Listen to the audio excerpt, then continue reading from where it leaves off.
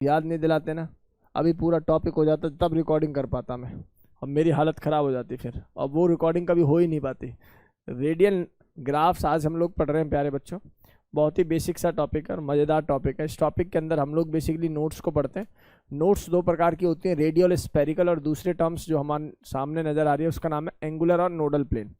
अच्छा, इसको याद करने का तरीका मैंने बताया था अमित शाह और नरेंद्र मोदी, और इसको याद करने का तरीका बताया था राहुल गांधी और सोनिया गांधी, राइट। ये दोनों एक जैसे काम करेंगे और वो दोनों एक जैसे काम करेंगे। कंसर्न ये है, इसको निकालने का फॉर्मूला होता है n-l-1, जबकि उसको निकालने का सीधा सा फॉर्मूला क्या है बेटा, ये l। चलो ध्यान से समझेंगे सभी बच्चे। इसमें जो l है ना, l n, उसका नाम है प्रिंसिपल क्वांटम नंबर, याद आ रहा है। यानी कि जैसे मैंने बोला 4s, तो 4s में जो प्रिंसिपल क्वांटम नंबर क्या है बेटा जी, 4 है। और l क्या होगा बेटा जी, l की वैल्यू 0 1 2 3 हो सकती है। अगर 0 बोल रहा हूँ तो s, 1 बोल रहा हूँ तो p, 2 बोल रहा हूँ तो d, और 3 बोल रहा हूँ तो f होगा। ऑब्वियस है ये टर्म ऑब्वियस है, ठीक है बेटा। अब ध्यान से सुन लेंगे सभी, बहुत ध्यान से इसको सुनने समझने की कोशिश करेंगे प्यारे बच्चों। अच्छा, रेडियल नोड के बारे में मैंने आपको बता ही दिया कि सर ये बेसिक टर्म्स है, जिसमें आपने n को पढ़ लिया, l को पढ़ लिया, दोनों को माइनस कर दोगे तो वैल्यू आ जाएगी रेडियल n। अब यहाँ से गेम शुरू हो रहा है, ध्यान से समझे बेटा। रेडियल नोड के 3 प्रकार, रेडियल नोड के 3 प्रकार। सबसे जो पहला प्रकार है उसका नाम है रेडियल, इसका नाम है रेडियल। अच्छा, तीनों में ना पहले रेडियल रेडियल लिख दो। देखो, याद करने का ना तरीका बहुत जरूरी है। आपको कितना आता है ये अलग मैटर है, आपको कितना दिमाग में आता है, दिमाग में याद है, ये भी अलग मैटर है, ठीक है ना बेटा। केमिस्ट्री जैसे सब्जेक्ट के लिए थोड़ा सा दिमाग का मजबूत होना जरूरी है।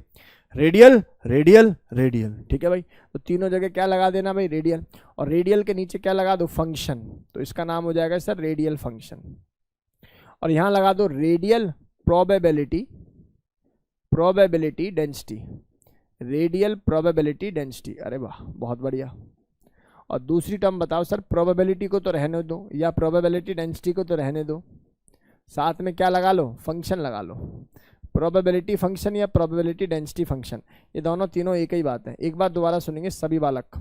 सबसे पहली बात, मैंने बोला एक टर्म जिसका नाम है रेडियल फंक्शन, याद हो गया। एक टर्म जिसका नाम है रेडियल प्रोबेबिलिटी डेंसिटी, ये भी याद हो गया। एक टर्म जिसका नाम है रेडियल प्रोबेबिलिटी डेंसिटी फंक्शन, या इसको ऐसे ही लिख सकते थे, रेडियल प्रोबेबिलिटी डेंसिटी फंक्शन, ठीक है। और इसको क्या लिखेंगे, रेडियल प्रोबेबिलिटी डेंसिटी, और इसको क्या नाम लिखेंगे बेटा जी, रेडियल फंक्शन। मतलब शॉर्ट फॉर्म में मैंने कभी कभी आगे ऐसे जल्दबाजी में बोल जाऊं कि RPDF, तो मतलब समझ जाओगे कि वो रेडियल प्रोबेबिलिटी डेंसिटी फंक्शन या रेडियल प्रोबेबिलिटी फंक्शन के बारे में सर बात कर रहे हैं। चलिए इधर आएंगे भाई सभी। अब चीज़ों को सीखने की कोशिश करें भैया। हमारे अनुसार जो ग्राफ बनता है वो बनता है साई वर्सेस आर। हमारे अनुसार ये ग्राफ होना चाहिए किसके केस में बेटा, रेडियल फंक्शन के केस में। रेडियल प्रोबेबिलिटी डेंसिटी में ग्राफ बनता है psi square versus small r. Sir ये आर क्या है, ये डिस्टेंस फ्रॉम द न्यूक्लियस है। जैसे जैसे आप बाहर चलते चले जाओगे न्यूक्लियस से, वैसे वैसे आर बढ़ता चला जाएगा। क्या मेरी बात समझ में आ रही है कि नहीं आ रही। और इलेक्ट्रॉन की डेंसिटी बढ़ घट रही होंगी depending upon the orbitals, right. अब मुद्दे की बात आ रही है कि लास्ट वाला क्या है जी, लास्ट वाली टर्म आपको डायरेक्ट वेजे में रखनी है, क्योंकि डेंसिटी है तो 4 pi r square into d r, 4 pi r square into d r. और यहाँ लिखना है आप लोगों को psi square versus r. Sir बिल्कुल भी समझ में नहीं आया, कोई बात नहीं, चीज़ों को ध्यान से सीखने की कोशिश करो। इसका नाम है 4 pi r square into d r psi square. और यहाँ पर आप लोग क्या देखेंगे, यहाँ पर आप लोग एक स्मॉल आर और देख लेंगे। क्या देख लेंगे, एक स्मॉल आर और देख लेंगे। क्या इतनी बातें समझ में आई। सर एक बात बताओ सर, हमने NCERT पढ़ी है सर, आप कुछ हमें बहकाने की कोशिश तो नहीं कर रहे हैं। NCERT में तो कुछ और दे रखा है, साई वाई नाम की चीज़ ही नहीं है। देखो भैया इन NCERT क्योंकि पुरानी लिखी हुई है, पुराने लोगों ने लिखी हुई थी, उस समय साई को हम लोग क्या रिप्रेजेंट कर रहे थे बेटा, आर रिप्रेजेंट कर रहे थे। इसका मतलब मैं चाहूँ तो इसकी रिप्रेजेंटेशन को और कैसे लिख सकता हूँ बता रहे हूँ। क्या इसको मैं R बाय R लिख दूँ, यानी कि capital R versus small r, और क्या मैं इसको R square by small r लिख दूँ। सर बिल्कुल सही है। और इसको मैं क्या लिख दूंगा बेटा जी, 4 pi R square d r r square r, हाँ या ना में जवाब दो। क्या ये तीनों चारों बातें आपके भेजे में आ गई? क्या एनसीईआरटी में इसकी रिप्रेजेंटेशन साई स्क्वायर की क्या है बेटा जी? आर स्क्वायर है। तो मुझे लगता है कि ये बेसिक फंडामेंटल बातें आप लोगों को क्रिस्टल क्लियर होनी चाहिए। अच्छा, एक बात बतानी है आपको, अब यहाँ पर ना कुछ रूल्स हैं। सर क्या ये रूल वास्तव में रूल है? ना, ये रूल मैंने बनाए हैं। अगर मैं ये रूल ना बनाऊं तो इसको समझना बेटा नामुमकिन सा हो जाए, या मैं ये कहूँ समझ तो जाओगे, रिटेन नहीं रहेगा। तो कुछ रूल हैं जो मैंने यहाँ पर आपके लिए बनाए हैं, वो आप लोगों को अपने भेजे में एज इट इज रखने हैं कि हाँ ऐसा होता है जैसा सर कह रहे हैं। ठीक है बेटा, वो रूल्स क्या है जरा ध्यान से सीखेंगे सभी बच्चे। हम लोग आज की क्लास में 3 टाइप के ग्राफ पढ़ेंगे। सबसे पहला ग्राफ जब साई वर्सेस आर होगा, दूसरा ग्राफ जब साई स्क्वायर वर्सेस आर होगा, और तीसरा ग्राफ जब 4 pi r square into d r into psi square by r होगा। क्या मेरी बात समझ में आई या नहीं आई? 3 प्रकार के ग्राफ की ओरिएंटेशन, उनकी लेंथ, उनके नोड्स, उनकी पीक, उनका एक्सिस, उनका decrease axis, increase axis, slope, वो सारी चीज़ों को आज की क्लास में हम लोग डिस्कस करेंगे। राइट, तो कृपया करके ध्यान से इसको सुनने की कोशिश करें। आज की क्लास के 2 डिवीजन हैं।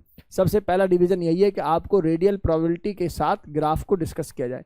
दूसरा डिवीजन ये है कि आपको ना एक वो एंगुलर फंक्शन दे देता है या एक रेडियल फंक्शन दे देता है, और आपसे पूछेगा ये कौन सी सब शेल के लिए है या कौन सी शेल के लिए। बिल्कुल क्रिस्टल क्लियर कर दूंगा, भरोसा करके चीज़ों को पढ़ने की कोशिश करना, ठीक है ना। और गजब की ट्रिक के साथ इसको जो है मैं सिखा देता हूँ बच्चों को। कृपया करके ध्यान से सुने भाई सभी बालक। तो सर आप कह रहे थे कुछ आप ट्रिक बताओगे, कुछ नोट डाल के लिखवाओगे, तो मैं वही लिख रहा हूँ भैया। कुछ नोट डालकर कुछ बातें आपके लिए लिख रहा हूँ जो आप ऐसा मानेंगे कि सर ने ये बात प्रूव कर रखी है पहले, अभी हम लोगों को केवल लिखवा रहे हैं। ठीक है, वो क्या बातें हैं जरा ध्यान से देखेंगे सभी बच्चे। सबसे पहली जो बात आती है मेरे पास, सुन ले बेटा, सुन ले ध्यान से। अब पेन नहीं में चलाओ, आराम से देखो बस। मैं कह रहा हूँ जो साई का ग्राफ है ना, साई का graph, that may be positive, that may be negative. बात सही है? आप बताओ, क्या आपने ग्राफ ऐसे नहीं पढ़ा? ईमानदारी से बताओ, पढ़ा है? तो यानी कि साई का ग्राफ आपका प्लस और नेगेटिव दोनों एक्सिस में या दोनों पोलरिटी को या दोनों फेसिस को देख रहा होगा। राइट, दूसरा जो ग्राफ होता है वो होता है साई स्क्वायर का। बेटा जी साई स्क्वायर में जो नेगेटिव भी होगा ना बेटा, वो भी कैसा बनकर तैयार हो जाएगा? पॉजिटिव बनकर तैयार हो जाएगा। क्या इतनी बातें समझ में आ गई आप लोगों को?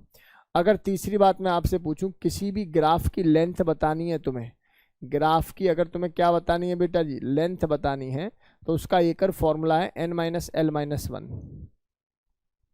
क्योंकि इससे निकलेंगी रेडियल नोड। इससे क्या पैदा होंगी बेटा जी? रेडियल नोड, और नोड से हमें पता लगेगा कि इसकी ग्राफ की लंबाई कितनी होने वाली है। ठीक है, बात आ गई समझ में? चौथी बात इसमें क्या होगी बेटा जी? चौथी बात इसमें ये होगी, अगर तुम्हें पीक निकालनी है कि कितनी पीक्स आएंगी, कितनी पीक्स आएंगी, अपर या डाउन, जिसको आप ऑर्गेनिक केमिस्ट्री में ट्रांजिशन स्टेट के नाम से जानते हो। तो पीक्स निकालने का तरीका है, जितने भी तुम्हारे नोट्स बन रहे होंगे उनमें एक ऐड कर लेना। जितनी भी तुम्हारी नोट्स बन रही होंगी उसमें कितना ऐड कर लेंगे बेटा जी? एक ऐड कर लेंगे। क्या मेरे शब्द क्लियर है आप लोगों तक? यहाँ तक कोई डाउट है क्या किसी बच्चे को? किसी प्रकार की कोई दिक्कत यहाँ तक नहीं होनी चाहिए, क्योंकि बेसिक फंडामेंटल है, आपको क्लियर होना चाहिए। सी इधर आएंगे सभी। तो सर यहाँ पर साई आ गया, साई स्क्वायर आ गया, ग्राफ आ गया, और ये पीक्स आ गए। ये तो बेसिक था सर, सब बताते हैं, आपने भी बताया। इसमें नया क्या? सुन बेटा जी, अगर ये ग्राफ ऊपर से चलेगा ऐसे, एग्जाम्पल के तौर पर, तो हम लोग बोलेंगे सर ऊपर से चल रहा है तो मैक्सिमम, और नीचे से चल रहा है तो बेटा जी क्या बोलोगे? सर मिनिमम टू मैक्सिमम, और ऊपर से मैक्सिमम टू मिनिमम। क्या मेरी बात समझ में आ रही है आप लोगों को? मैक्सिमम टू मिनिमम और मिनिमम टू मैक्सिमम, दो अलग बातें हो गई। पहले सुनेंगे ध्यान से, सुन ले भाई, सुन जरा ध्यान से। मैं क्या कह रहा हूँ? मैं कह रहा हूँ पांचवी बात में मैं एक बात कहता हूँ तुझसे। मैं कहता हूँ एस को छोड़ दे अभी, पी डी और F, S P D F होते हैं। पी डी एफ के केस में आपका जो ग्राफ होगा, आपका जो ग्राफ होगा वो हमेशा बेटा जी शुरू कहाँ से होगा? 0 0 से शुरू होगा। यानी कि मैं कह सकता हूँ मिनिमम टू मैक्सिमम जाएगा। बोलो हाँ या ना में जवाब दे दो, हाँ या ना। फिर ये नहीं देखना कि वो साई वर्सेस आर है या साई स्क्वायर वर्सेस आर है या 4 pi r square d r square by r है। क्या मेरी बात समझ में आ रही है कि नहीं आ रही?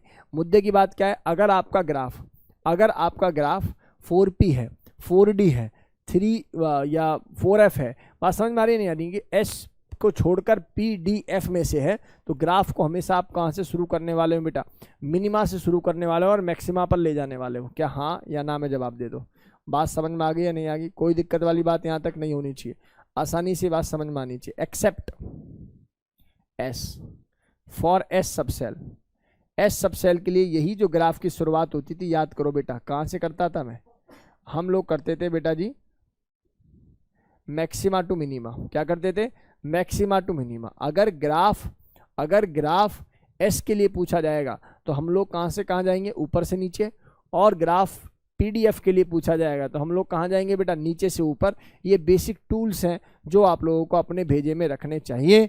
यहाँ तक कोई दिक्कत किसी बालक को नहीं होनी चाहिए। ठीक है भाई, बात समझ में आ गई? अच्छा चलो सर, मान लेते हैं आपकी ये बात सही होंगी, आप बढ़िया पढ़ाते हो, आपने सोच समझ के ही बोला होगा। बाकी लॉजिकल तो अभी समझ में आ नहीं रहा कि आप ऐसे क्यों बोल रहे हो। ठीक है, चलो जरा ध्यान से समझेंगे, अभी सिखा देंगे, थोड़ी सी देर में कंटेंट बिल्कुल धांसू बना देंगे। ध्यान से देखते चले जाओ, बस बहुत ध्यान से देखो। 6 पॉइंट हो गए सर। पॉइंट नंबर 7 आपका क्या कहता है? पॉइंट नंबर 7 आपका ये कहता है कि मान लीजिए आप ग्राफ बना रहे हैं किसका? आप ग्राफ बना रहे हैं साई का, या फिर मैं कहूं साई स्क्वायर का, साई का या साई स्क्वायर का। तो ग्राफ का ऑर्डर हमेशा डिक्रीजिंग रखना है। तो मैं नहीं आया समझ में अभी?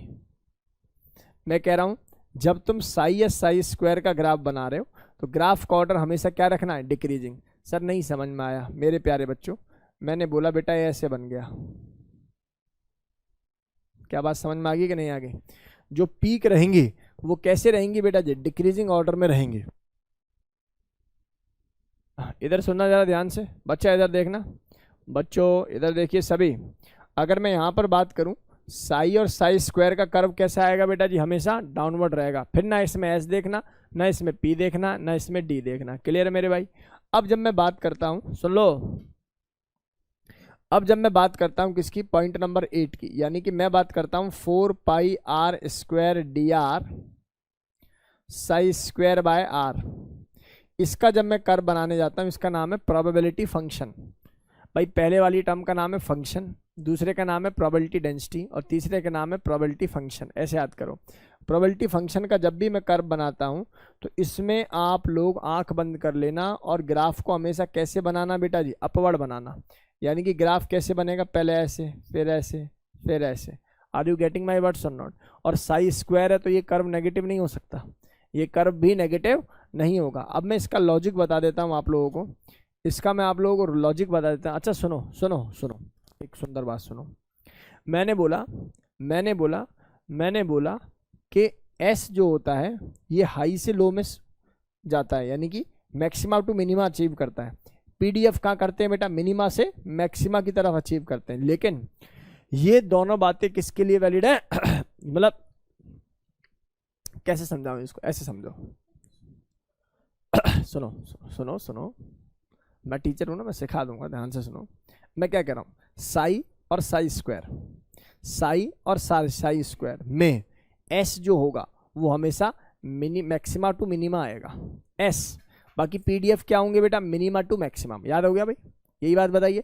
लेकिन जो प्रोबेबिलिटी फंक्शन है ना, उसमें कोई मैक्सिमा जा ही नहीं सकता, वो हमेशा डेटा क्या रहेगा बेटा? मिनिमा से रहेगा, आइदर S और P और D और F।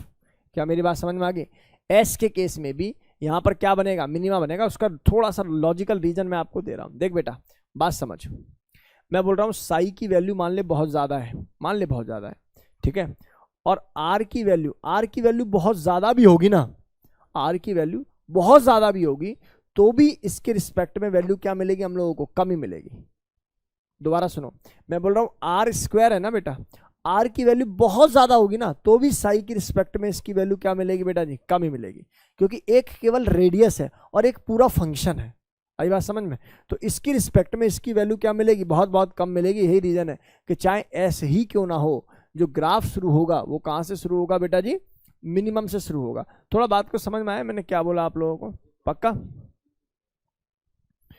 ऐसे समझने की कोशिश करो इसको। सुनो ध्यान से सुनो। S है आपके पास, क्या S के पास इलेक्ट्रॉन की पाए जाने की संभावना कहाँ रहेगी? सबसे नजदीक रहेगी। मान लेते हैं सबसे नज़दीक रहेगी, या मैं कहूँ कि उसमें आर की वैल्यू क्या रहेगी, बहुत बहुत बहुत बहुत बहुत बहुत बहुत बहुत कम रहेगी, राइट। जब आर की वैल्यू बहुत कम रहेगी तो फंक्शन को अगर मल्टीप्लाई कर दोगे तो होल बिकम क्या बेटा, बहुत कम। बहुत कम का मतलब मैक्सिमम की जगह किसको अचीव कर रहा होगा, मिनिमम को अचीव कर रहा होगा, ठीक है। जबकि बाकी और किसी में रेडियस नहीं आया, बाकी और किसी में रेडियस नहीं आया। यही रीजन है कि यहाँ पर मैथमेटिकल रीजन की वजह से, यहाँ केमिस्ट्री इन्वॉल्व नहीं है, यहाँ मैथमेटिक्स इन्वॉल्व है, कि मैथमेटिकल रीजन की वजह से ये टर्म जो है वो कहाँ से शुरू हो रही है बेटा जी, 0 से शुरू होगी और किसकी तरफ मूव करेगी, मैक्सिमा की तरफ मूव करेगी। एक बात अंतिम तुम्हें बतानी है, पॉइंट नंबर 9 सुनो। पॉइंट नंबर जी, जो आर है ना, आर ये क्या है, डिस्टेंस फ्रॉम द न्यूक्लियस है। क्या है बेटा जी, distance from nucleus. Distance from nucleus क्या है ये, डिस्टेंस फ्रॉम न्यूक्लियस। एक बार दोबारा सभी बच्चे ध्यान से देखेंगे, सभी बच्चे एक बार ध्यान से देखने और सीखने की कोशिश करें। सभी स्टूडेंट्स एक बार ध्यान से देखने और सीखने की कोशिश करें मैं क्या कह रहा हूँ। सबसे पहली बात, साई का जो ग्राफ होता है वो प्लस और माइनस दोनों एक्सिस में चलता है, जबकि साई स्क्वायर का ग्राफ कैसे चलेगा, केवल और केवल प्लस में चलेगा। तीसरी बात मैंने बताई, जो ग्राफ की लेंथ है, ग्राफ कितना लंबा होगा, that will be decide by the nodes और रेडियल नोड। और रेडियल नोड को बताने का फॉर्मूला क्या होता है, n माइनस एल माइनस 1। जितनी नोड है ना बेटा, मान लो 5 नोड आएगी तो +1 कर दे, उतनी पीक्स आएंगी। उतनी क्या आएंगी बेटा जी, पीक्स आएंगी। इसके बाद मैंने बताया कि जो एस को छोड़ दो, पीडीएफ में आप ग्राफ हमेशा मिनिमम से मैक्सिमम की तरफ ले जाओगे, यानी कि 0 से शुरू करोगे, जबकि एस के अंदर ग्राफ को कहां से शुरू करोगे, हायर से लोअर करोगे। लेकिन एस में भी मिनिमम से एक केस में शुरू होता है और उसका नाम क्या है बेटा जी, प्रोबेबिलिटी फंक्शन। क्या सीखे, प्रोबेबिलिटी फंक्शन में कभी भी मैक्सिमा आता ही नहीं है, हमेशा ग्राफ कहां से शुरू होगा बेटा, मिनिमम से। खत्म है प्रोबेबिलिटी फंक्शन। बाकी और भैया एस और पी का रिलेशन याद करो, एस और पी का रिलेशन याद करो। क्लियर है भाई, एसपीडीएफ का, ठीक है। नेक्स्ट आ रहा है बेटा जी, एस के लिए वैल्यू क्या स्टार्ट हुई, हायर से स्टार्ट हुई। सी अगर मैं बात करूं 7th पॉइंट की, तो ये साई और एक साई स्क्वायर है। सुनो, साई या साई स्क्वायर में ग्राफ की लेंथ पीक जो है हमेशा क्या होगी बेटा, घटेगी। जबकि अगर मैं बात करूं किसकी, प्रोबेबिलिटी फंक्शन की, तो ग्राफ की लेंथ या पीक हमेशा क्या होगी बेटा, बढ़ेगी। और आर का मतलब क्या, डिस्टेंस फ्रॉम द न्यूक्लियस। कृपया करके नोट कर लो, काम हो चुका है हमारा, अब सीधे सवाल करेंगे।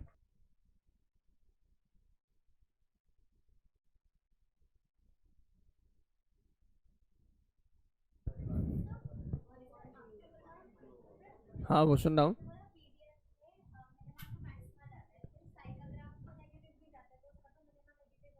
हाँ तो छोड़ उसको, साई को, साई को नहीं, साई स्क्वायर के लिए है फिर वो बातें। हाँ हाँ, इन्फिनिटी से ऐसे उल्टा हो जाएगा ऊपर से। तो मैं समझ रहा हूँ तू क्या कह रही है। तू कह रही है सर आपने टच क्यों कर दिया इसको, कोई फर्क नहीं, जब यहाँ टच कर दिया तो यहाँ भी टच कर दिया। नहीं आए समझ में, हो सकता है भाई मैंने यहाँ टच कर दिया बेटा, अगर मैंने यहाँ टच कर दिया, कोई तो पॉइंटर ढूंढोगी ना जहाँ से इलेक्ट्रॉन शुरू हो रहे होंगे। भाई किताब में ऐसा लिखा हुआ है, ऐसे ऐसे, और फिर नीचे से जाके इसको ऐसे लिख देते हैं, ऐसे छोड़ देते हैं। तो यहाँ भी छोड़ा हुआ है, यहाँ भी छोड़ा हुआ है, ठीक है, समझ में आ रहा है। मैंने यहाँ टच कर दिया तो यहाँ टच कर दिया ग्राफ। मानकर चल रहा हूँ कि प्रोबेबिलिटी बिल्कुल न्यूक्लियस के बाद से शुरू हो रही है। मान लो ऐसे, जैसे अभी सिखा देंगे, टेंशन ना ले। हो गया भाई, बोलो। तो जो भी बात मैंने बोली उस पर बेस्ड अब मैं ग्राफ प्लॉट करने जा रहा हूँ, कृपया करके ध्यान से सुनो।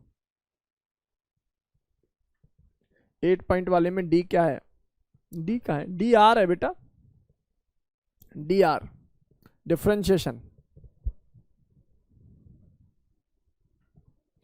सौमिल अभी मैम देख लेंगे, ठीक है ना। मैम सौमिल को आपने एब्सेंट मार्क कर दिया है क्या, उसको प्रेजेंट मार्क कर दो। चलो भाई इधर आओ, सभी बच्चे इधर देखें भैया, आज की क्लास बेहद इंपॉर्टेंट है, कृपया करके ध्यान से सुन ले। बच्चों समझ में नहीं आ रहा भाई, ध्यान से सुनो, ध्यान से सुनो। कुछ बातें, कुछ बेहद इंपॉर्टेंट बातें कहने जा रहा हूँ, ध्यान से सुनो। जो भी मैंने बोला वो आप लोगों को याद है या भूल गए, याद कराना मुझे, मैं तो बोल रहा हूँ थोड़ा थोड़ा। मैंने बोला साई का जो ग्राफ होगा वो प्लस भी होगा और माइनस भी होगा, सही है। लेकिन दूसरी बात बोली, जो साई स्क्वायर का ग्राफ है वो हमेशा क्या रहने वाला है बेटा जी, प्लस रहने वाला है। तीसरी बात बोली, जो रेडियल नोड हैं वही लेंथ बताएंगी, और जो लेंथ बता रही हैं वो आइडियली का फॉर्मूला क्या हो जाएगा, n माइनस एल माइनस 1। जो भी तुम्हारी नोट्स होंगी उनका पीक निकालने का फॉर्मूला एक बड़ा ही सिंपल है, n+1। पांचवी बात सर ने ये बताई, अगर बात की जाए एस सब शेल की, जो एस सब शेल होता है, सुन ले, जो एस सब शेल होता है, एस सब शेल हो तो उसके केस में आप लोग मैक्सिमा टू मिनिमा आते हैं, maxima to minima, except one case. कब? जब प्रोबेबिलिटी फंक्शन देख रहे होते हैं, उसमें तो सभी प्लस रहते हैं, तो उसको याद करो ना करो एक ही बात है, राइट। बाकी आप लोगों का छठा पॉइंट बताया सर ने, पी डी और एफ। पी डी एफ के लिए हमेशा कहां से कहां चलना होता है आपको? Minima to maxima. सातवां जो पॉइंट यहां पर हम लोग देख पा रहे हैं, सेवंथ जो पॉइंट यहां पर देख पा रहे हैं, सेवंथ पॉइंट के अंदर क्या मिलेगा आपको बताओ? सेवंथ पॉइंट के अंदर हम लोगों को आइडियली मिलता है, फिर सर ने यहां पर एक टर्म और सिखाई होगी आपको, क्या ये बताया होगा कि जो साई स्क्वायर का ग्राफ है या साई का कर्व है, उसके अंदर आप लोग हमेशा पीक को क्या करते हैं बेटा? घटाते हुए लाते हो। जबकि एक टर्म और पढ़ाई सर ने, क्या? 4πr² dr और साई स्क्वायर बाय आर, जिसको प्यार से बोला था हमने प्रोबेबिलिटी डेंसिटी फंक्शन। पूरा लिखें तो रेडियल प्रोबेबिलिटी डेंसिटी फंक्शन के केसेस में ग्राफ को हम लोग हमेशा पीक को क्या करते हैं बेटा? बढ़ाते हुए लिखते हैं, राइट। और ये ग्राफ हमेशा कहाँ से शुरू होता है बेटा? मिनिमा से शुरू होता है, इसमें कोई दो राय नहीं है किसी बच्चे को। आइडियली यही बातें हैं। और इसमें आर जो है वो कौन है बेटा जी? Radius from nucleus. उल्टा न्यूक्लियस दे, मतलब उल्टा उल्टा रेडियस देख रहे होते हैं हम लोग बेसिकली, न्यूक्लियस। जो भी बोला वो बिल्कुल क्रिस्टल क्लियर समझ में आएगा, बस थोड़ा सा समय जो जा रहा है सो जा रहा है। बहुत ध्यान से सुनेंगे भाई सभी बच्चे, बहुत ध्यान से इसको सुनने और समझने की कोशिश करें भाई, कृपया करके बहुत ध्यान से सुनेंगे सभी बच्चे, क्योंकि बिल्कुल क्रिस्टल क्लियर डेटा आप लोगों को होने जा रहा है भाई।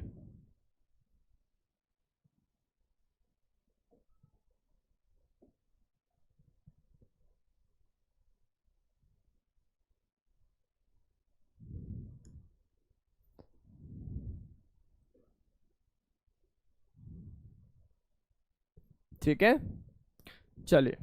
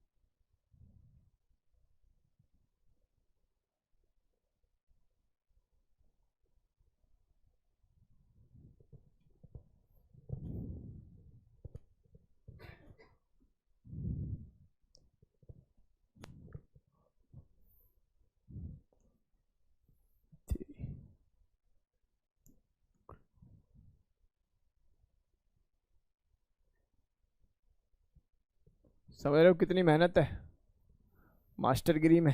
देख रहे हो, ये थीरी पूरा ही उड़ गए, तो सारे ही क्लोन हो गए। वेट वेट, अरे भाई साहब,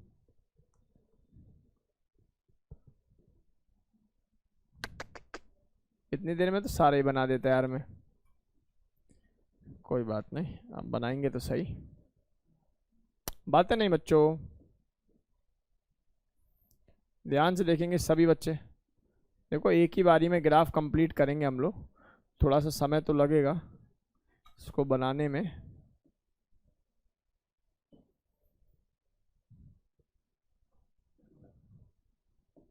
ये क्यों वहाँ क्यों देख शो कर रहा है मुझे? ऐसा क्यों शो कर रहा है भाई?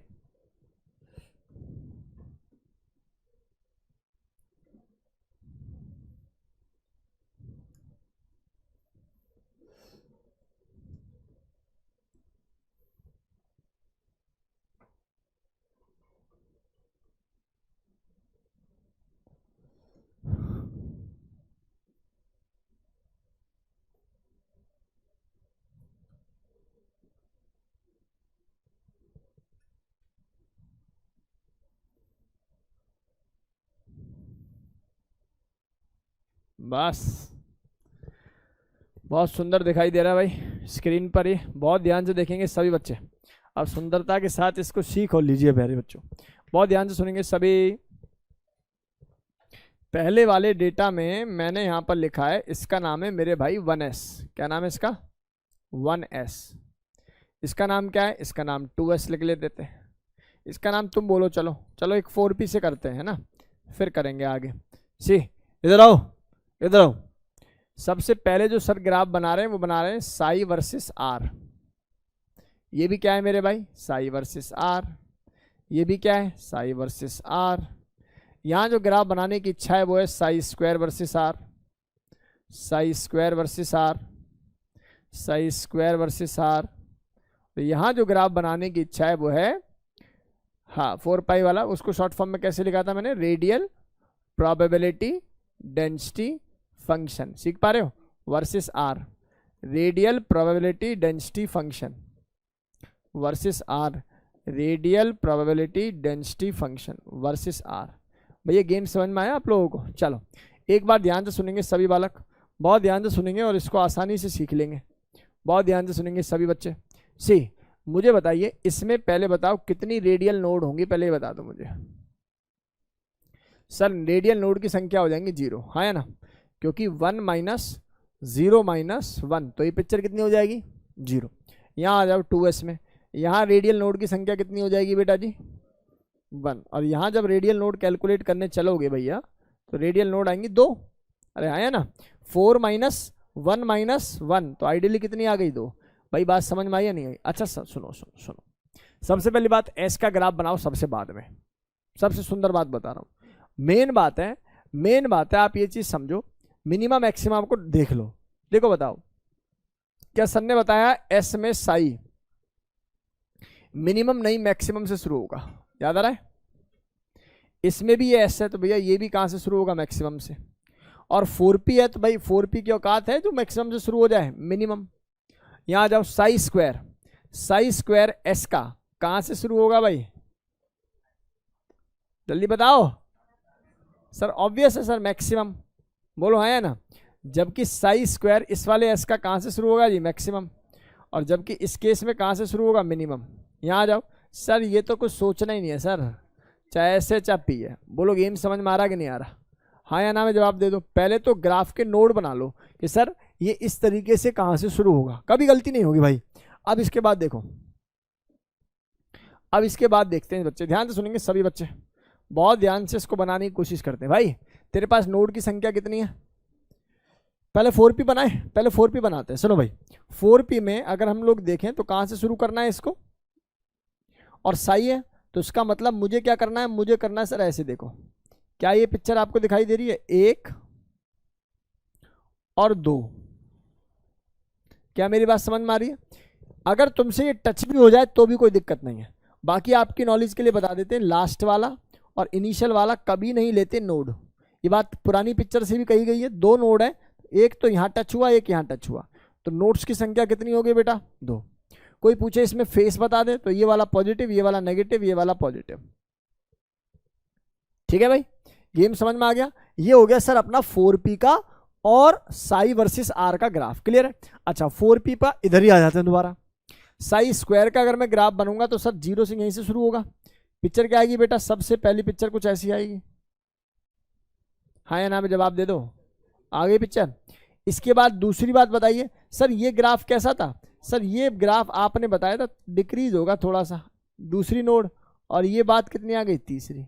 अरे हाँ या ना? आप बताओ, सर ने बोला पहली और लास्ट वाली को कभी नहीं काउंट करते। और क्या ये ग्राफ डिक्रीजिंग है? क्या आपने यही पढ़ा है? क्या आपने यही पढ़ा है कि साई स्क्वायर में क्या देखना है बेटा जी? डिक्रीजिंग। बाकी में क्या देखना है? इसमें क्या देखना है? इंक्रीजिंग। अरे सब समझ में आ रहे कि नहीं आ रहे? अच्छा पीक्स की संख्या देखो जरा कितनी है? 3। और नोड्स कितने नजर आ रहे हैं बेटा जी? नोड्स नजर आ रहे हैं सर 2। हाँ या ना में जवाब दे दो बेटा। क्रिस्टल क्लियर है बातें? यहाँ तक कोई दिक्कत वाली बात नहीं होनी चाहिए। बहुत आसानी से बेसिक टर्म्स टर्मिनोलॉजी क्लियर होनी चाहिए। सी नेक्स्ट, नेक्स्ट इसमें आ जाओ जरा। सर ग्राफ कहाँ से शुरू करूंगा? सर ऑब्वियस है यहाँ से। और ग्राफ को शुरू करने का नेचर समझ में आ रहा है आप लोगों को? देखो जरा, ये देखिए, सीख पा रहे हो आप लोग या नहीं सीख पा रहे? तो सर ये तो काउंट होने से रहा, 1 और 1 2, और ये भी काउंट नहीं होता। और ये ग्राफ कैसा है? इंक्रीजिंग। बोलो यस और नो। डेटा 100% क्लियर है। जरा पहले एस का बना लेते हैं। एस का पहले यहीं से शुरू कर लें क्या सर? एस इसमें तो देखने का विषय ही नहीं है, कहाँ से शुरू होगा? यहाँ से। और नोट्स चेक करके बता मुझे कितनी है। नोट्स 1 है। अरे लो सर, ये तो खत्म ही हो गया, है ना? और इंक्रीजिंग है, यहाँ बताओ नोट्स कितनी है? 1। तो सर ये तो बनाने की, अच्छा नोट है ही नहीं तो 0 बना देते हैं। शब्द समझ में आ गए? कोई दिक्कत वाली बात है यहाँ तक? किसी प्रकार की कोई समस्या है यहाँ तक? बोल बेटा, हिरेन बोल जरा। यहाँ तक डेटा समझ में आ गया कि सर साइज स्क्वायर में नहीं देखना एस वैस, इस वाली सॉरी आरपीडीएफ में नहीं देखना आपको, जहां प्रोबेबिलिटी डेंसिटी फंक्शन देखेंगे वहां नहीं देखते एस वैस। हमेशा 0 से शुरू होगा, हमेशा 0 से शुरू होगा, या मैं बोलूं मिनिमम से शुरू होगा, राइट? क्या ये बातें समझ में आ गई आप लोगों को? भाई क्रिस्टल क्लियर है डेटा? चलो मैं मान लेता हूं क्लियर होगा। आ जाओ जरा इधर, इधर आ जाओ, इसके पूरे कर लेते हैं पहले। आप बताइए क्या ये 2s नजर आ रहा है? और 2s में साइज स्क्वायर का कर्व, पहले इसी, चलो इसी को देख लेते हैं यार। यहाँ कैसे कर्व आएगा? ऊपर से आएगा। ऊपर से कैसे आएगा बेटा? एक नोड बनानी है, ये लो जी, हाँ है ना भाई? एक नोड बन गई पूरी है। कैसे बना पाए आप लोग? देखो सर एक नोड ये, अगर तुम इसको ऊपर ले जाते तो गड़बड़ हो जाती, क्योंकि अब यहाँ पर इसको नोड मत मान लेना। एक नोड पूछा था, एक नोड आ गया हमारे, एक पॉजिटिव और एक नेगेटिव से, ऐसा नो। और अगर इसमें साइज स्क्वायर की फॉर्म में लिखूंगा तो क्या आएगा सर? एक ऐसे, और दूसरा नोड कमती बनाना थोड़ा सा। बोलो गेम समझ में आ रही है कि नहीं? ये काउंट होगी नहीं तो कौन सी वाली नोड काउंट होगी? यही काउंट होगी। अरे पल्ले पड़ा, गेम समझ में आया? आ जाते हैं ऊपर भी। यहाँ क्या है जी? 0 नोड, मतलब नोड 0 होने का मतलब समझ रहे हो आप लोग? मतलब ऐसे आ जाना, आएगी नहीं ये। कुल मिला के बात ये, कहीं कहीं ना किताब में इसको ऐसे भी लिखा हुआ है, सही है, गलत नहीं है। प्रदक्षिणा वाली बात हो गई कि सर ये देखो इन्फानाइट पे जाएगा, इन्फानाइट से आएगा। ठीक है भाई, बात समझ में आ रही है कि नहीं आ रही? तो ऐसा भी ठीक है और ऐसा भी ठीक है। अभी के लिए मानकर चलो कि जो सर बता रहे हैं उस पर फोकस करेंगे पॉजिटिव में, ठीक है? चलो इधर आ जाओ, इधर आ जाओ, इस पे आ जाओ। तो यहाँ ये टर्म कैसे नजर आएगी सर? सर ये टर्म नजर आएगी यहाँ से, इसमें और इसमें कोई अंतर दिखाई देगा? नहीं दिखाई देगा। मुझे तो लगता है ऐसे ही नजर आएगा, बिल्कुल नोट ही नहीं है। अरे पल्ले पड़ा, डेटा क्लियर है यहाँ तक? तो यहाँ तक कोई दिक्कत किसी बच्चे को नहीं होनी चाहिए। इन सभी को बनाने के लिए याद रहे, ये हमेशा डिक्रीजिंग ऑर्डर में और ये हमेशा इंक्रीजिंग ऑर्डर में दिखाई देते हैं। क्लास के सभी बच्चों को बेसिक डेटा क्लियर है सर? एस आई स्क्वायर और आर वाले ग्राफ में 2 नोड ही क्यों आए? क्योंकि रेडियल नोड, बेटा रेडियल नोड की संख्या, इस वाले को देख रहा है ना, यहाँ पर 4p है, और 4p में रेडियल नोड की संख्या कितनी है बेटा? 2, तो 2 ही नोड आएंगे। यहाँ 1 है तो आप देखिए एक ही नोड लाना पड़ेगा। यहाँ 0 है तो देखो कोई भी नोड नहीं आई। शब्द क्लियर है भाई? बोल दो जल्दी से, इसको नोट करो, बहुत जल्दी से नोट कर लो भाई, मैं सवाल दे रहा हूँ आप लोगों को।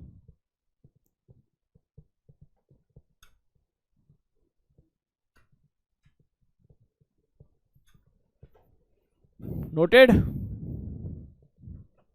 थोड़ा जल्दी।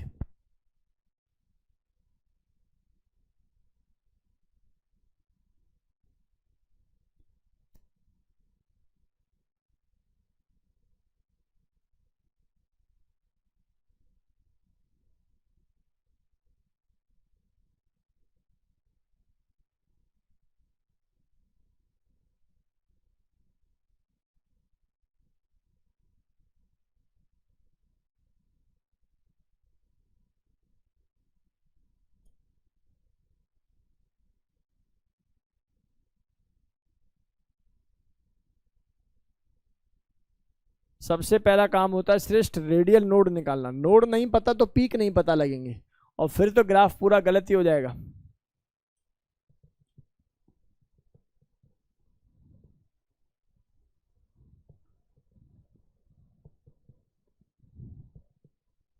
सीबीएसई में ये टॉपिक नहीं पूछा जाता भाई, बहुत रेयर है इस टाइप का कोई सवाल आए।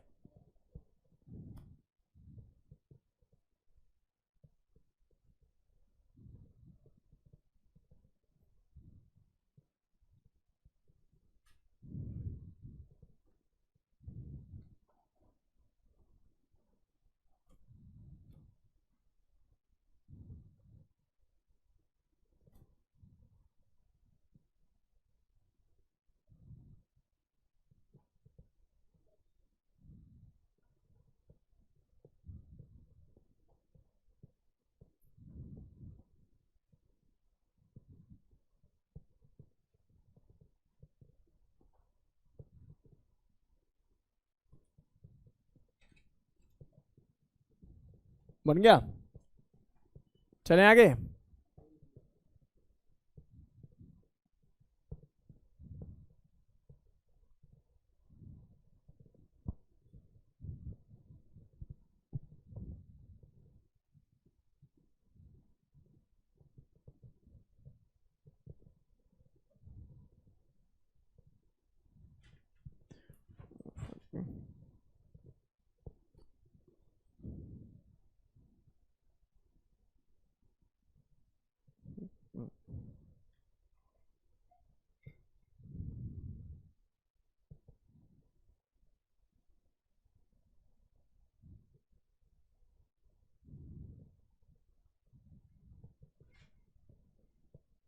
चलिए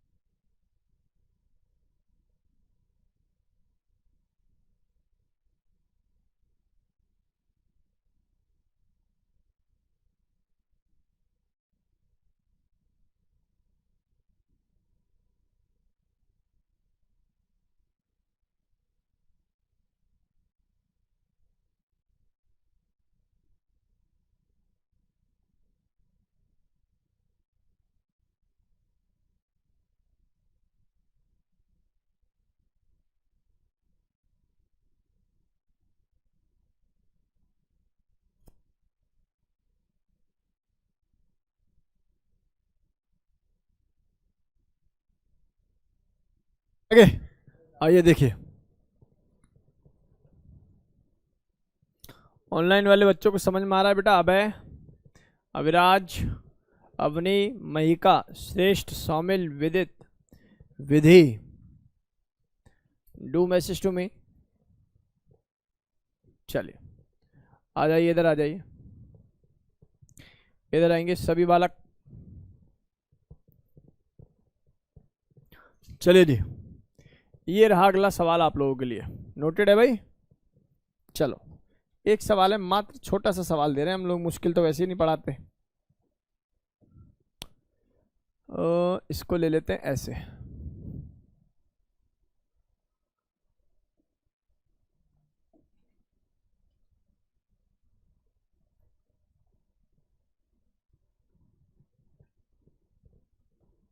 सुन ले, बताओ जी। एक तो बताना है 5p का, एक बताना है आप लोगों को 5d का, एक बताना है तुम्हें 5f का, और एक बताना है तुम्हें 6s का। ठीक है? किस किस में बताना है बेटा जी? Sai versus are. एक बताना है आर स्क्वायर वर्सेस आर। एक बताना है बेटा radial probability density function versus r. सीख पा रहे हो आप लोग? चलो बनाओ बेटा। समय कितना दे दें इसके लिए? कितना समय चाहिए होगा? 2 मिनट? चलो कोई बात नहीं, 5 मिनट लो, पर इसको तरीके से करो बेटा, प्रॉपर बढ़िया डिजाइनिंग करके इसको दिखाओ हमें।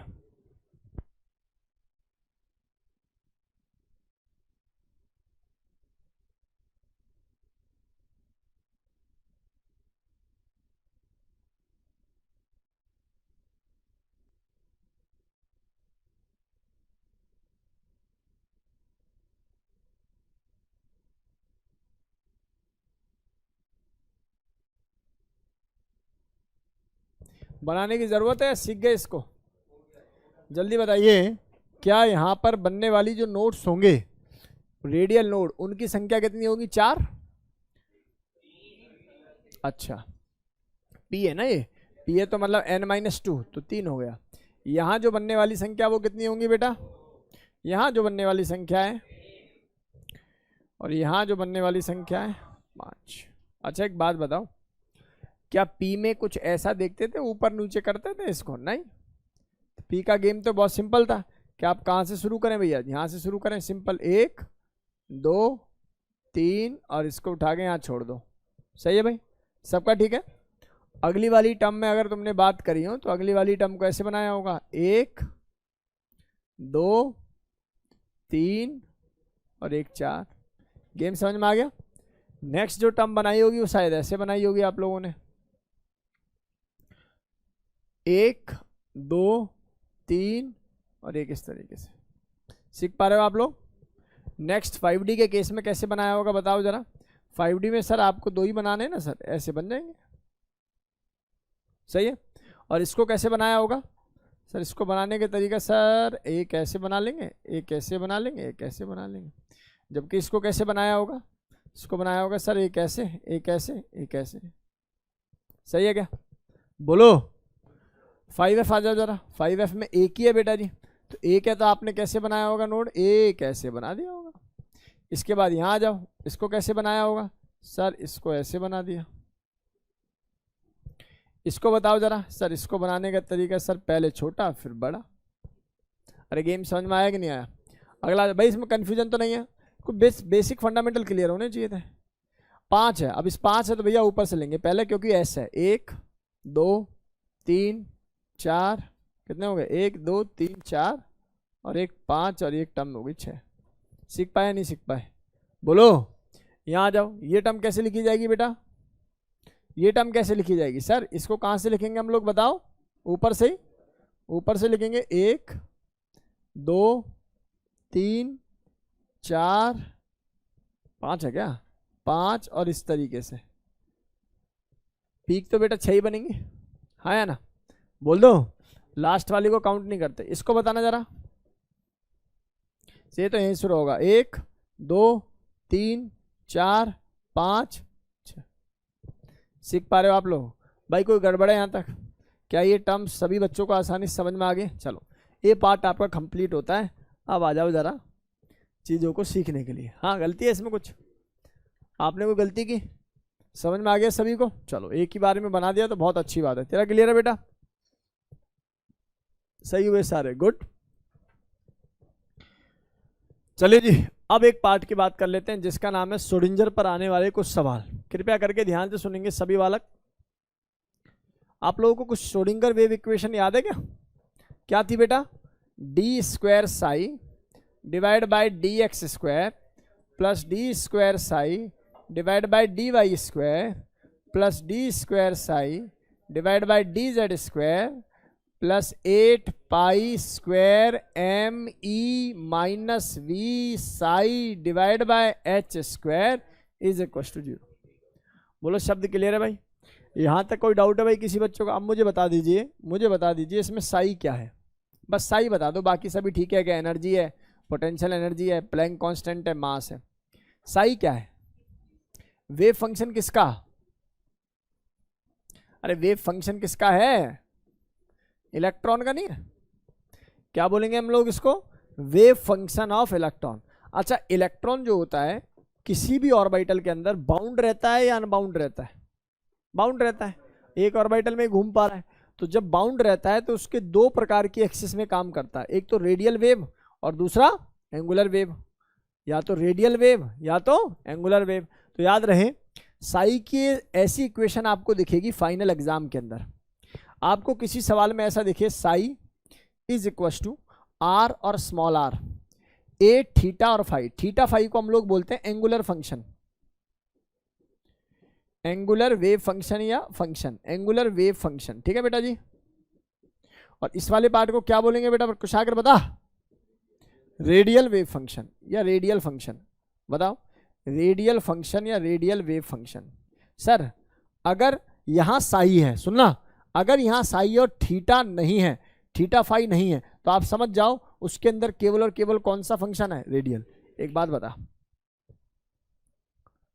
जो एस होता है, एस क्या होता है बेटा जी, कोई डायरेक्शन तो नहीं होती, जिसमें डायरेक्शन नहीं होती उसमें एंगल कैसा, नहीं बात समझ में, यानी कि एस के अंदर एंगुलर फंक्शन नहीं होगा, एस के अंदर एंगुलर पार्ट नहीं होगा, क्योंकि वो नो डायरेक्शन है, डायरेक्शन लेस है। यही रीजन है कि वहां केवल और केवल कैसी वेव्स पाई जाती हैं, रेडियल वेव या रेडियल कर्व ही पाए जाते हैं। किसके अंदर, एक्स के अंदर, सी, एस के अंदर सी। अगर उस केस में आप लोगों से कोई पूछे सब शेल बता दो और ये पार्ट ना दे, आप समझ लो आंसर सीधा क्या बोल दोगे, एस। ऑल्दो उसको निकालने की ट्रिक है, एल निकालने की ट्रिक है, लेकिन आप लोग क्या समझे, थोड़ा सा ट्रिक तो वैसे भी यूज करेंगे। क्या, अगर एंगुलर वेव फंक्शन दे ही नहीं रखा और यहाँ वेव फंक्शन दे रखा है, यानी कि आप लोगों को साई दे रखा है, ये बात निश्चित है कि एल की वैल्यू 0 होने वाली है, यानी कि उस केस में जो सब शेल होगी वो कौन सी होगी बेटा, एस। आपको पता है पेपर में सवाल कैसे आता है, भूकंप तो नहीं आ रहा भाई, अगर ऐसा कुछ भी हुआ तो पता है ना भाई, सबसे पहले बाहर निकलने वाला आदमी मैं हूँगा, तुम्हारी चिंता करे बिना मैं सीधा पार बोलूँगा यहाँ से, है ना।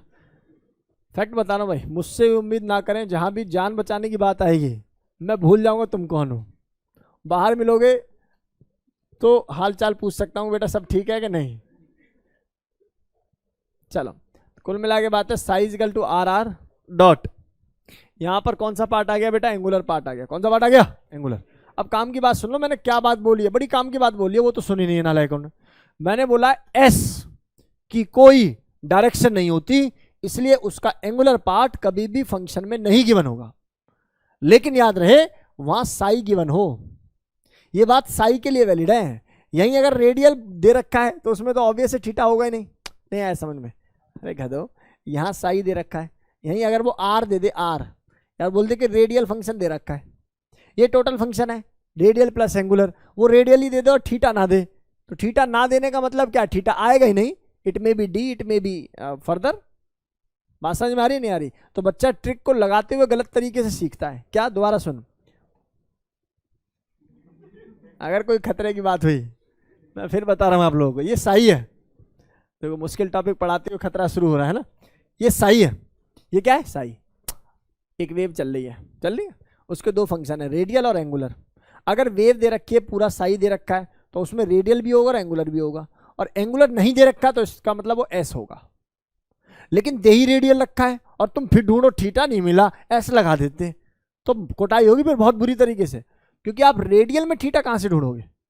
बात समझ में आ रही है नहीं आ रही। तो आप इस ट्रिक को लगाते हुए पहले देख भी लेना कि यहाँ साई दे रखा है या रेडियली फंक्शन दे रखा है, बस। चलो बात समझ में आ गई होगी, ये बात आ गई समझ में। यहां तक कोई डाउट है भाई किसी बच्चे को? अच्छा, एक बात यहां पर हमारे पास आती है कि सर पेपर में क्या अप्रोच होगी, सर क्वेश्चन किस प्रकार का होगा। भाई क्या क्वेश्चन इसको ड्राइव करने के लिए आ जाएगा क्या क्वेश्चन ऐसा आ जाएगा कैलकुलेट द एंगल ऑफ फलाना, क्या क्वेश्चन ऐसा आ जाएगा? कभी नहीं। क्वेश्चन क्या आएगा? क्वेश्चन आएगा ये आपको एक बाउंड इलेक्ट्रॉन की वेव फंक्शन दे दिया गया और आपसे पूछ रहा है बताओ इसमें शेल क्या होगी, इसमें सब शेल क्या होगी, या मैं कहूं इस समय इसका कौन सा ऑर्बिटल होगा। बस ये तीन कैटेगरी है सवाल पूछने की। मेरी बात समझ में आ गई? शेल बता दो, सब शेल बता दो, या वो ऑर्बिट बता दो, जैसे 4s है ना, या 5p है, इस टाइप से कोई सवाल की कैलकुलेशन बनेगी। इस बार इसको नोट करो, नोट कर लिया?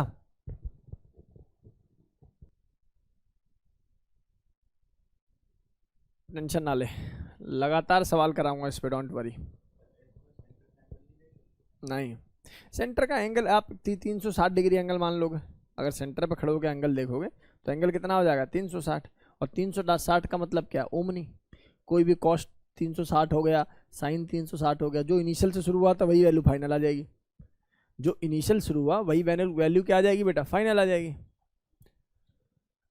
तो ओरिएंटेशन हो गया, एंगुलर मोमेंटम हो गया, कि वैल्यू क्या रहेगी? वही कांस्टेंट रहेगी। चलो जी, अच्छा जी, अब एक सवाल आता है सौमिल, ध्यान से सुन बेटा। Some wave function for the hydrogen atom. पहले देख लेना भैया सर ने क्या लिखा है, यहाँ क्या लिखा है? Hydrogen atom. इसमें ऐसा कुछ फंक्शन बना हुआ आता है बेटा आपके सामने, ये फंक्शन है, ये तो बेसिक है। ये क्या है सर? ये क्या है, इससे कोई मतलब नहीं है। 1/√π a0 3/2। सर ये a0 क्या है? ये है रेडियस किसका? फर्स्ट बोहर ऑर्बिट का। Radius of first Bohr orbit लिख भी रखा है क्या? अच्छा ठीक है, फर्स्ट बोहर ऑर्बिट या फर्स्ट बोर ऑर्बिटल, इसको ऑर्बिट इसका नाम दे दो। यानी कि रेडियस कब? जब n इक्वल टू क्या हो बेटा? 1 हो। और रेडियस का क्या फॉर्मूला था हमारे पास, याद करो, 0.53 n² a0। n की वैल्यू को क्या कर दिया इन्होंने? 1 कर दिया। और हाइड्रोजन एटम में तो ऑब्वियस है कि z की वैल्यू क्या होगी? 1। तो आइडियली मैं a0 की जगह और क्या लिख सकता था? 0.53 a0। शब्द क्लियर है? चलो अब कुल मिला के बात ये है, कभी कभी पेपर में आ जाता है 0.53 ए नॉट की पावर 3/2, बच्चा अटक जाएगा यार ये तो ए नॉट दिखा ही नहीं हमें। एक ही बात है, ई यानी कि एक्सपोनेंशियल, ये इसका मल्टीपल है, एक्सपोनेंशियल की power r by a nought. R क्या है यहाँ पर सर? आर है रेडियस या radial distance from the nucleus. ये क्या है basically? Radial distance from the, जो अभी तक हमने ग्राफ बनाए थे वो सब क्या था? रेडियल डिस्टेंस ही तो था। क्या था बेटा? रेडियल डिस्टेंस ही था। सी एक फंक्शन समझ में आ गया आप लोगों को? ऐसे ही आपको एक दूसरा फंक्शन ऐसे नजर आएगा, इसको बोलेंगे लीनियर फंक्शन बोलते हैं बेटा। 1/4 under root of 2 pi a nought 3/2। अच्छा एक चीज कॉमन देख रहे हो, ये वाली बात कुछ ऐसी नजर आ रही है जानी पहचानी सी, 3/2। ये ब्रैकेट आ गया 2 minus r by a nought. एक बात याद रखना, इस लीनियर फंक्शन को अंदर मल्टीप्लाई करोगे, आप एक बात याद रखना, कभी भी ना अंदर मत मल्टीप्लाई करना। आप कोशिश करना क्या ए नॉट कॉमन लिया जा सकता है दोनों में? तो आंसर आएगा नहीं। अगर नहीं लिया जा सकता तो इसी ए नॉट से कैलकुलेशन होंगी। दोबारा सुनो, यहां कितने भी आ जाए, ए माइनस बी माइनस फलाना माइनस ढिकाना माइनस, ये पूरी लीनियर इक्वेशन बन के आ जाए, कोई भी एक पॉलीमेरिक इक्वेशन बन के आ जाए, लेकिन याद रखना कि उसमें अगर ए नॉट को कॉमन नहीं ले पा रहे तो उसको छेड़ना ही मत। जो भी कैलकुलेशन होगी वो इसी से होगी। नहीं आया ना समझ में? आया नहीं आया? और ई की पावर क्या है? -r/2 A not, -r/2 A not. क्या शब्द क्लियर है? भावनाएं क्लियर है? कॉन्सेप्ट क्लियर है? बोलो भाई।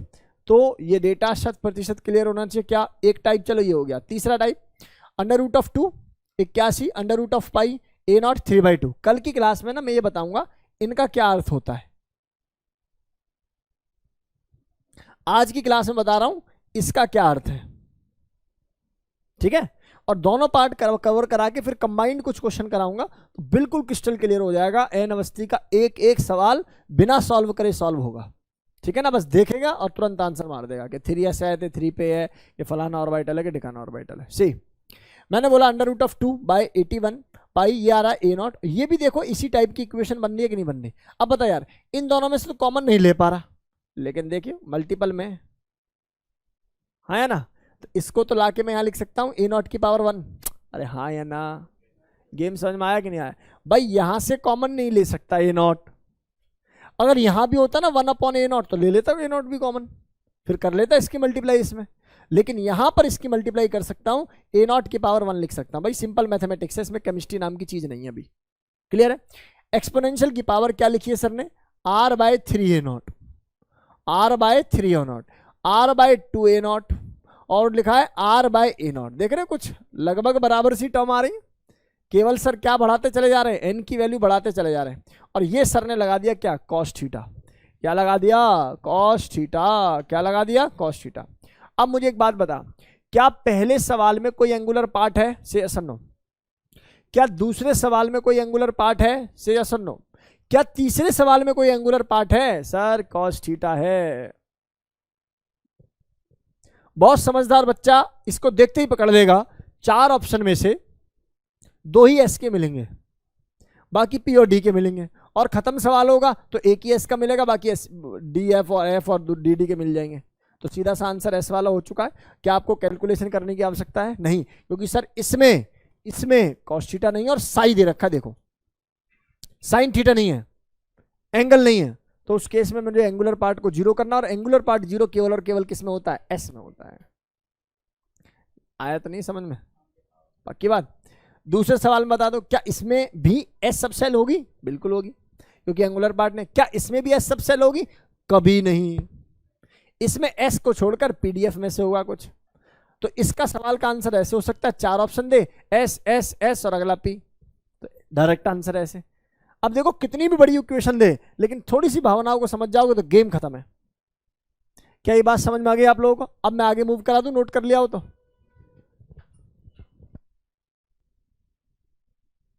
आज इसको एक HRT भी ले ली है। चले भाई आगे, आगे मूव करें क्या? बोलो भाई।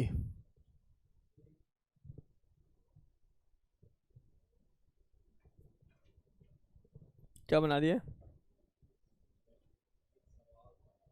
इसी पर बेस्ड?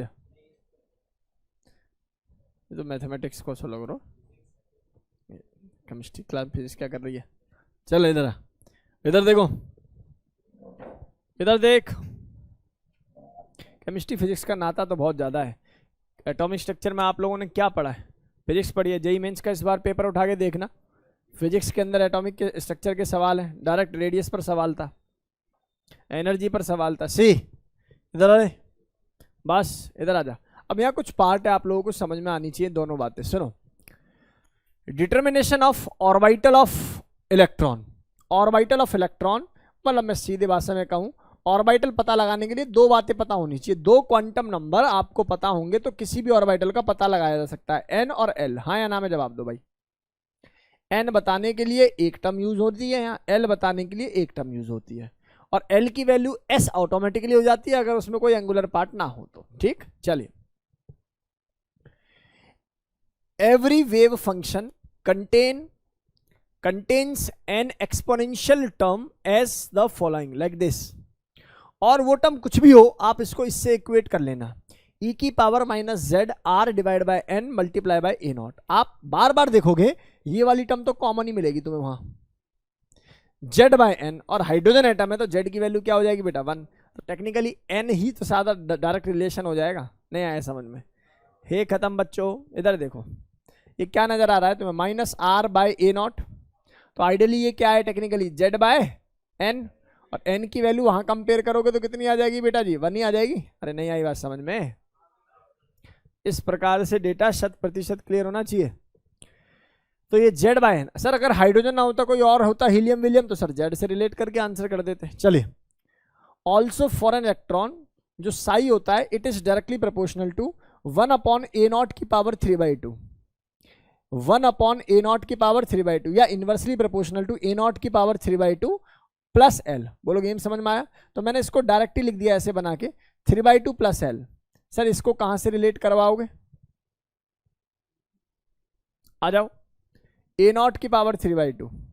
एक बात बता, इसमें एंगुलर फंक्शन है, टेक्निकली क्या होना चाहिए था, एस। अच्छा 3/2 यहां भी है और 3/2 प्लस एल वहां था, तो एल की वैल्यू क्या रखूं तो 3/2 हो जाए 0। आंसर आ चुका है। मजाक में नहीं आई बात समझ में? गेम आ गया समझ में? कहाँ घूम रहा गेम बोलो भाई। तो आप यहाँ पर दो ही चीजों से गेम घुमाओगे। सबसे पहले ई की पावर कौन सा, minus z into r divide by n into a nought, और जेड बाय एन, और यहां से रिलेशन क्या आ जाएगा 3/2 प्लस एल। ये किसके लिए? एल के लिए, सब शेल के लिए। और ये वाली टर्म किसके लिए? ऊपर वाली टर्म आएगी किसके लिए बेटा जी, एन के लिए। भाई ये दोनों बातें समझ में आ गई? नोट करो, नोट इट डाउन, कृपया करके नोट करें, जल्दी जल्दी नोट करें, करने से होगा, करते रहें।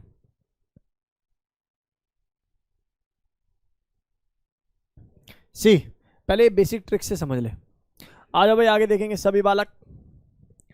बेटा इसमें R0 क्या है बेटा, रेडियस है ना। R0 क्या बच्चा, रेडियस है। एक सवाल आ गया आप लोगों को, क्या बताना है आपको? ऑर्बिटल बताना है। 4s होगा, 5p होगा, फलाना होगा, टिकाना होगा, वो subshell plus orbital, shell plus subshell बतानी है। ठीक है, चलिए पहला सवाल ऑन द स्क्रीन नाउ। क्या करना बेटा, सबसे पहले सर सबसे पहले इसको रिलेट कर देंगे, ये वाला पार्ट ई की पावर क्या था अपने पास, minus z r by n a nought, सही है।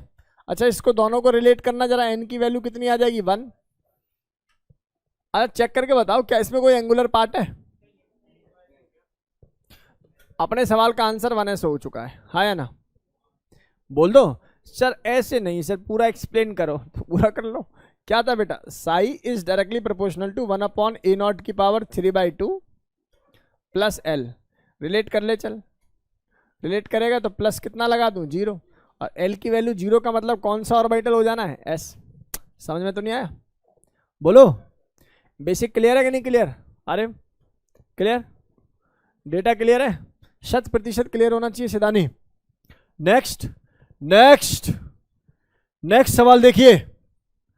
अगला सवाल बताने की कोशिश करिए। देखो बच्चा कहाँ फंसता है, जिसने पॉलिनोमियन वाला मेथड पढ़ा, सुन ले, जो पूरा इसको इक्वेशन बना के करता है वो क्या काम करेगा, इसको सॉल्व करने में लग जाएगा। अरे मैं कह रहा हूं सॉल्व करने से कुछ नहीं होना, क्योंकि आप कॉमन a0 ले ही नहीं पाओगे, तो क्यों करना, क्यों मैथमेटिकल अपने दिमाग में ज्यादा इसको एंट्री देनी। क्यों दे रही है? कुछ नहीं। आप क्या बोलोगे? आप बोलोगे सर देखो ये तो बाहर आने से रहा, इसको हटा लो पहले ही, और यहाँ और कोई एंगुलर पार्ट नहीं है तो एस आ गया सीधा मेरा आंसर, और इसको रिलेट कर दूंगा इससे तो 2 आ गया मेरा आंसर, खत्म। बोलो मजा आ गया? बोला आप ठीक है सर। हाँ समझ में आ गया कि नहीं आ गया? अगला देख लो, अगला देख लो बच्चा, अगला देख लो। सर ये क्या दे रखा? साई, बहुत बढ़िया। अच्छा ऐसे देख के आओ, ऐसे। अच्छा एक तो टर्म ये समझ में आ, सुन ले, ये तो मतलब कि नहीं है, ये मतलब कि इसको इधर ले आ जाएंगे तो ए नॉट की पावर एक और लगा दूंगा, हाँ या ना? ये हो गया भाई मल्टीप्लाई में, तो 3/2 प्लस एल आ गया, बहुत सुंदर, +1 आ गया। इसको रिलेट करेंगे एल से तो आंसर तो आ गया मेरा पी। नहीं आया अभी? नहीं आया ना? मना करके देखो बेटा, कूट दूंगा पकड़ के। भाई ये क्या बोला सर ने? ये ए नॉट है, ए नॉट की पावर 1 है, इसको बाहर इधर ले गया तो ए नॉट 3/2, ए नॉट की power 1, ideally 3/2 plus L, L/2, L की वैल्यू क्या आ रही है? 1, तो कितनी हो गई वैल्यू? पी। अच्छा पी हो गई। अच्छा बाकी ये डेटा क्या निकालता है आपका? एन। तो देखियो यहां से नजर आ रहा है 3p। बोलो कष्ट हुआ क्या? इसको सॉल्व करने में पैनिक हो रही थी। क्लियर हो गया? तो कैसे बेसिक ये कैश कैलकुलेशन होती है, समझ में आ गया? नोट करिए भाई स्पीड में। ऑनलाइन वाले बच्चों अबे बता बेटा, अबे क्लियर है? सौमिल, अबे, महिका, श्रेष्ठ।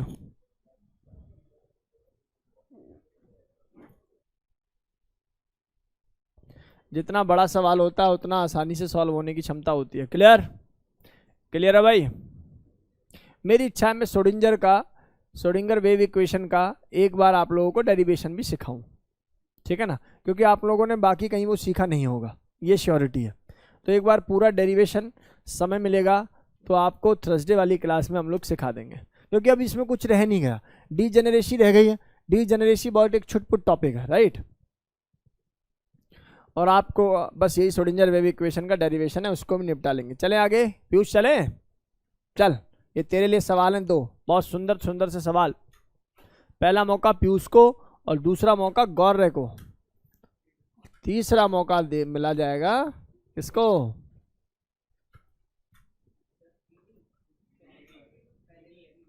पहले का 3D। और कोई बच्चा सोचे, यार ये तो गलत बता रहे हैं, और कोई बालक सोचे। अबे सोच जरा आंसर। 3S? क्या 3S? क्या बात है, गलत बता दिया।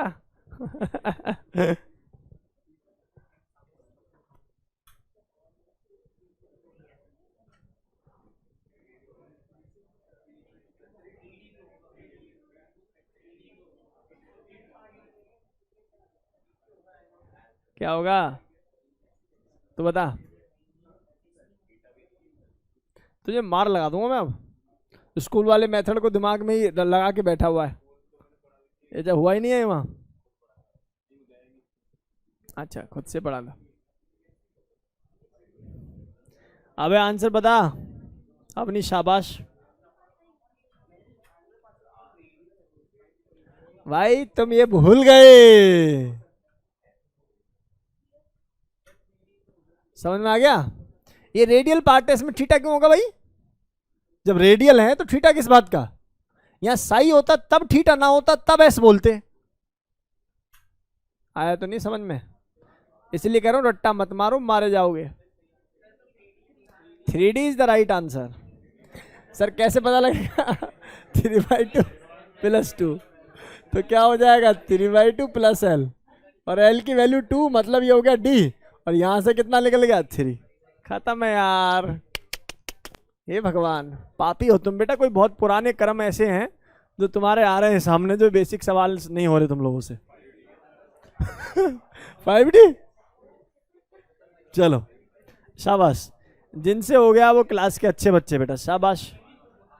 चलो बस। अच्छा अगला देखना कितना बेसिक है, अगला कर लो। कहाँ? σ/3 और सिग्मा की वैल्यू R/A0 है, हो जाएगा?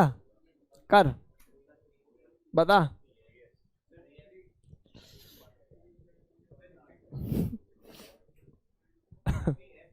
थ्री एफ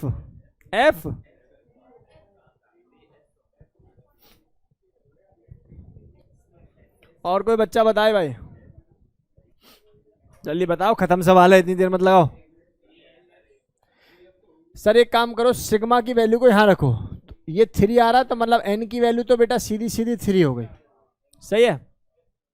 अच्छा सुन सुन ले, अगर ये सिग्मा यहाँ भी होता ना बेटा, तब तो कॉमन होके बाहर होता, लेकिन कॉमन कैसे हो जाएगा, ये गेम तो मैंने सिखाया बड़े तरीके से।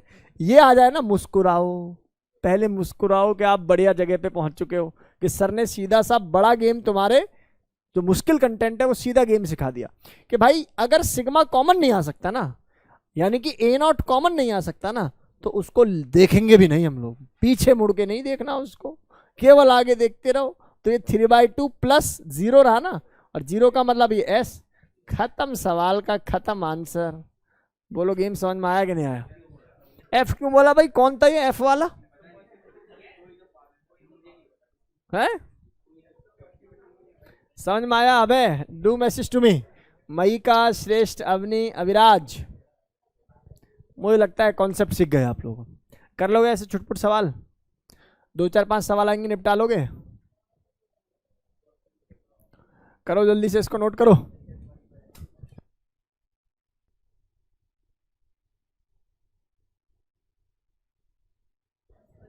एक सवाल और देख लो, ये खत्म कर लेना यार ये वाले टॉपिक को, फिर कल केवल और केवल हम लोग रेडियल नोड की पोजीशन को कैलकुलेट करेंगे और रेडियस कैलकुलेट करना सिखा देंगे, मतलब जो भी ट्यूसडे को होगी, ट्यूसडे को एक क्लास लेंगे आप लोगों की ऑफलाइन।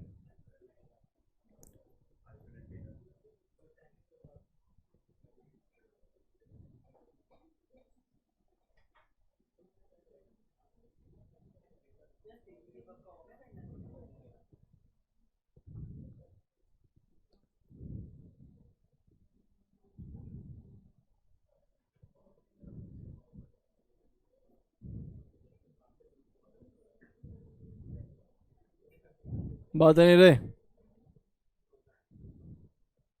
अच्छा सिग्मा का ना वैसे एक फॉर्मूला तो मान लो लिख दूं, 2ZR0 बाय NA0 है ना, ये फॉर्मूला होता है, याद रखना। सिग्मा का एक फॉर्मूला होता है 2ZR0, क्योंकि हाइड्रोजन एटम है, फॉर हाइड्रोजन एटम पूछा हुआ है, फॉर H एटम कांस्टेंट है बस एक। कल इसी से हम लोग डेरिवेशन करेंगे। चलो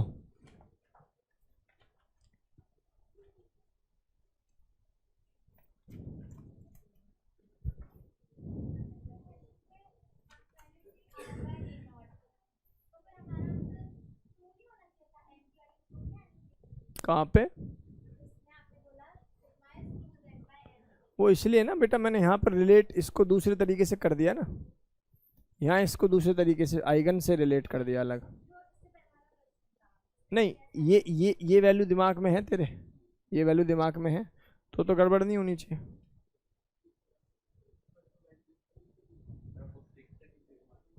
सिग्मा है, नहीं ये तो 6 है, ये 6 है।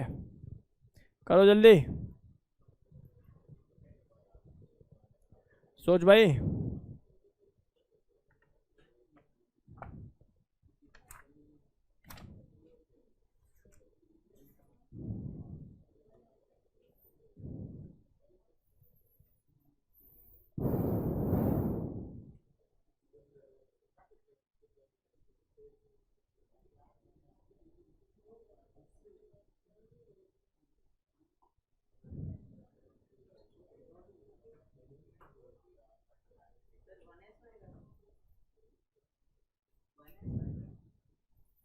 नहीं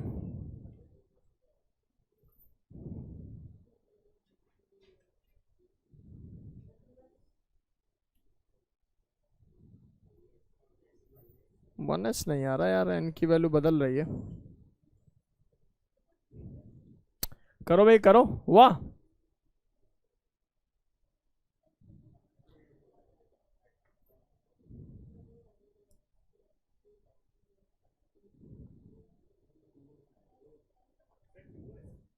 नहीं, एस कैसे आ जाएगा? हाँ ओ एंगुलर पार्ट नहीं दिया, ओह अच्छा इसलिए गड़बड़ हुई है तुमसे। चलो साइन फाई दे दिया मैंने ऐसे, साइन फाई इसके साथ में लगा दिया। अब सोचो 2p is the right answer. 2p is the right answer. कैसे पता लगाया तूने? सर सीधा सीधा सर, ये साई से तो पता लग रहा है ए नॉट है, तो ये आ जाएगा ए नॉट की पावर 3/2 + 1, हाँ या ना। एल की वैल्यू मतलब कितनी होगी 1, मतलब ये हो गया पी, हाँ या ना। बोल दो, गेम समझ में आया। और एन कैसे कैलकुलेट होगा? σ/2। तो σ/2 कर दोगे तो ये वैल्यू कितनी आ जाएगी बेटा जी? एन की वैल्यू कितनी आ जाएगी? 2। σ/2 कर दोगे तो एन की वैल्यू क्या आ जाएगी बेटा जी? 2। समझ में आया क्या कहा इसने? σ/2 है ना बेटा, तो